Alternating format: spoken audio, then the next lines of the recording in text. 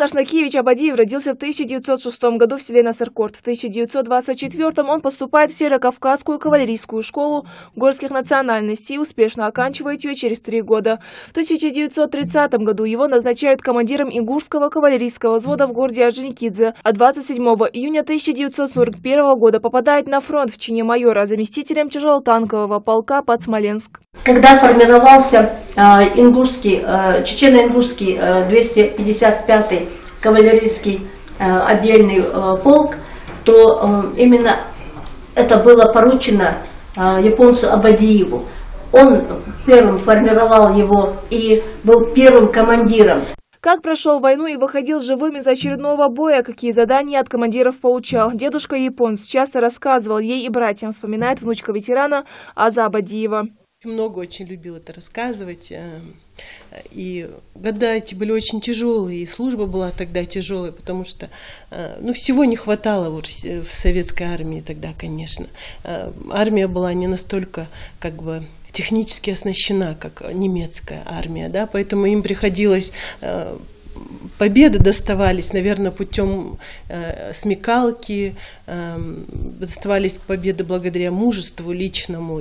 За все время службы японец Абадиев сменил не одно военное подразделение и полк, но куда бы ни забрасывала его судьба, Абадиев всегда показывал пример мужественности и дисциплинированности. Задания, которые поручали командиры, выполнял блестяще. И несмотря на то, что все-таки с танками, на лошадях против танка воевать было тяжело, но у него были успехи большие, он очень хорошо руководил, он очень переживал за своих солдат, которые были у него в подчинении.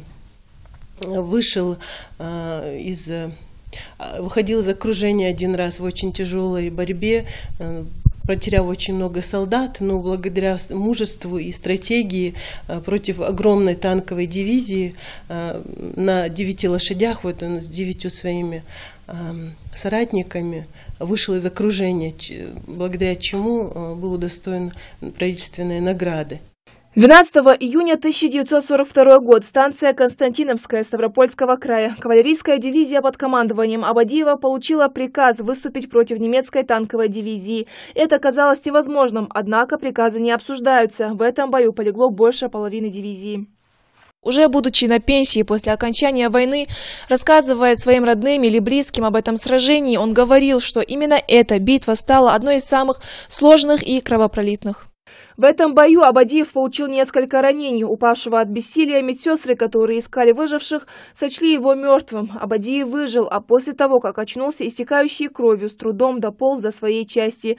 За весь период войны японец Абадиев не раз получал тяжелые ранения, в этом числе и в голову, после которого у ветерана остался большой осколок. Эта рана мучила его до конца жизни. Он никогда не жаловался на боль или что-то с ним происходящее.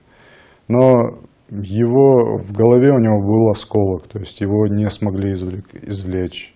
У сердца его был осколок, который постоянно давал о себе знать. Японец Абадиев отдал советской армии 30 лет. После окончания войны он продолжил службу уже как преподаватель военного дела, воспитывая будущих защитников Отечества. Абадиев дослужился до подполковника, был награжден 2 орденами Красного Знамени, орденом Отечественной войны, а после его смерти семье передали орден Ленина. Первые уже бои, которые они проводили, показали, что он по-настоящему готов к этой войне. Сталинградская битва – одна из самых кровопролитных, и не только в истории Великой Отечественной войны. По своему размаху она превзошла все предшествующие ей сражения в мировой истории. За город сражались более 2 миллионов человек с обеих сторон. На Мамаевом кургане, том самом правом берегу Волги, где происходили самые ожесточенные бои, открыт мемориальный комплекс. Здесь увековечены имена более 17 тысяч защитников Сталинграда. Там высечено имя сына ингушского народа, командира кавалерийского полка, подполковника японца Абадиева. В торжественном открытии мемориальной стелы принял участие и глава Ингушетии Юнусбек Евкуров. Именем героя Великой Отечественной японца Абадиева названа и улица в Дзержинском районе в городе-герое Волгограде. Вот благодаря нашему руководству и особенно проживающему там нашему земляку Герихану Мержоеву это стало возможным, и это очень, можно сказать, знаковое событие. Семья Абадиевых гордится своим мужественным предком и хранит историю жизни ветерана, рассказывая младшим. Шабазгерей Исагов историю своего прадеда, наверное, знает лучше всех. Помнит все даты, названия полков, где он служил или командовал. Его товарищи описывали как очень мужественного человека, большой чести.